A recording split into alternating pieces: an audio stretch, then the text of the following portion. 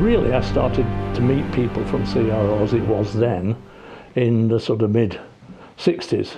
I started caving in the early 60s and started coming to Ingleton on a regular basis, but only at weekends. And I met people, specifically Reg Hainsworth, and it was only really in 1967 that I decided that I'd like to live here. And in fact, I was lucky enough to get a job at Angus at Bentham, where I was eventually finished up as research and development manager, but that was early days. So I was coming up from, as I say, the mid-60s, when I was about in my mid-20s, early 20s. And since then, I've been living here for the last 50 odd years. I've been involved with CRO most of that time. Certainly heavily involved and active for well over 40 years. It's only this last few years that obviously time has took its toll, and I've had to sort of take things much easier. Well, Reg was a founder member.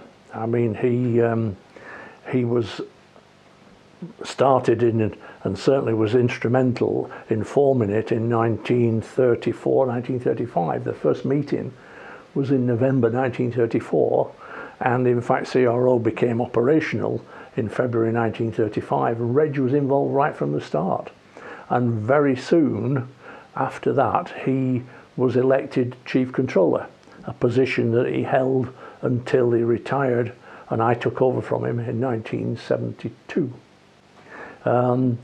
He was a poultry farmer, he was a JP, magistrate. He was well known throughout the area, and in fact, he also formed things like the Pennine Ski Club, things like this. He was a keen skier, keen walker, quite pally with Bob Leakey in particular, but he'd had a similar problem when he was younger. He'd had a fall in a cave and never really recovered from it. Always had bits of problems about sitting down for any length of time, and eventually it led to a hip replacement. Not long after he retired from active service with CRO. There's one or two stories that we could tell. One in particular, he had a poultry farm, and he came to the depot one evening, and we usually had our meetings on a Wednesday evening to do whatever it needed to be done, cleaning cattle. And Reg came down and sort of suggested that what had happened, some had been in and pinched all his eggs. So it was 3 days of eggs from thousands of poultry, and they disappeared. Somebody had stolen them. So he said, he was distraught. What can we do about it? And I said, well, it's we all discussed it, and we decided that it's quite likely they might come back again. And sure enough, they did. But when they came back the second time, we'd already rigged up a siren, a fire siren that I got from Angus. And as soon as they opened the door, the fire siren went off. Of course, that wasn't the end of the matter, because they cleared off then, and they decided they'd come back some weeks later.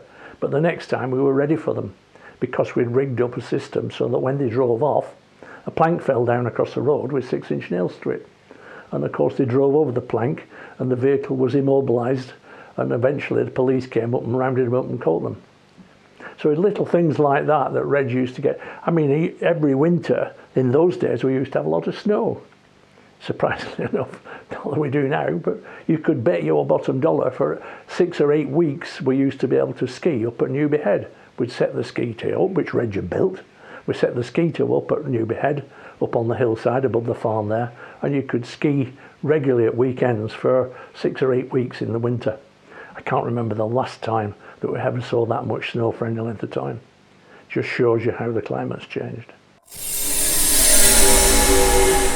In the early rescues, certainly not any that I was involved in, there were 3 specific rescues. One not long after the war finished, which happened in AG.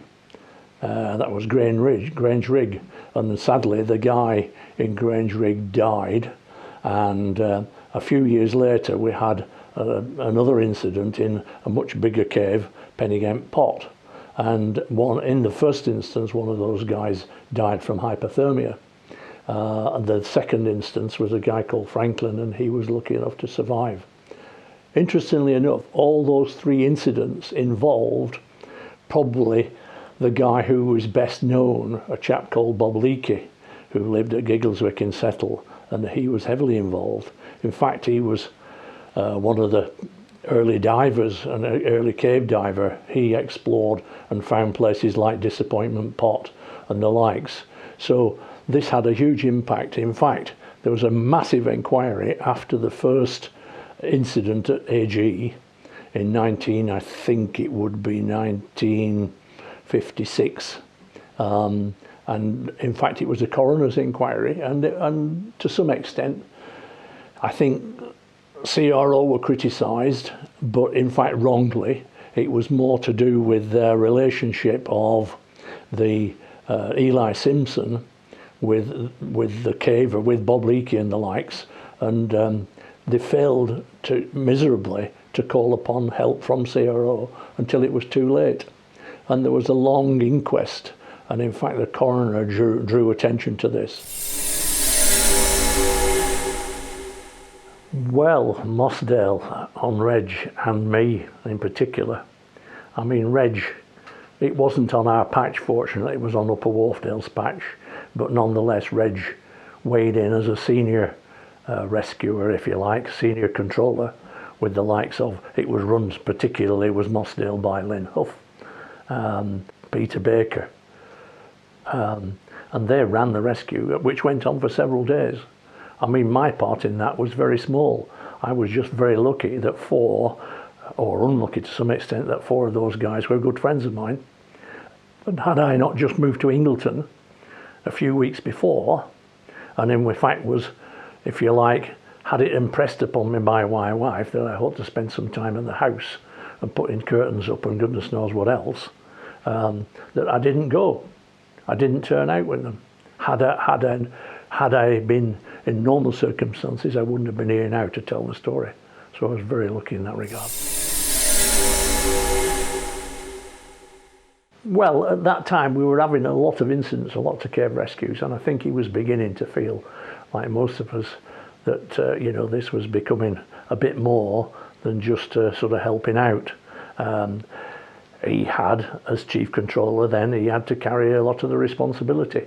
But he was the sort of guy I found that he would listen. I mean, sometimes you get these people in those sorts of positions and they won't listen. But Reg was pretty good. You could suggest something to him and he would sort of discuss it with you or discuss it with several other people and make a decision. He wouldn't sort of say, I'm in charge and that's how it's going to be. I think, yes, certainly. Sooner or later, Reg had reached the age, of his early 70s and decided that, the stress of it all. And it is very stressful. I mean, now, years later, I think there's hardly a week goes by that I don't think about some rescue that we've had in the past. Or you meet somebody and they sort of say, oh, I remember, do you remember so-and-so? And you finish up thinking about it, discussing it, whether it's from a patient's point of view or whether it's from a rescuer's point of view, you do it. And in fact, sometimes people write me sort of letters saying, this is what happened, perhaps you ought to know. It's something that he must have thought about very carefully. And of course, he was having a lot of trouble with his hip, which eventually he had operated on, had a fresh hip. So that must have contributed in a big way for him deciding to retire. And that was when I was elected in his position.